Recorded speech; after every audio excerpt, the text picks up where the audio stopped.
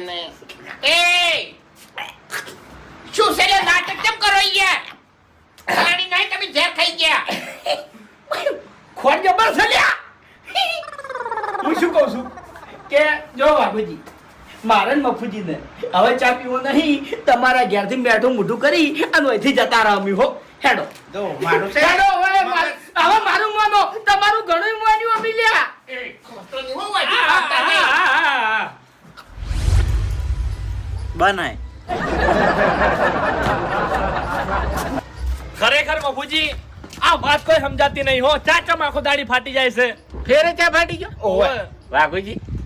હવે અમન જવા દો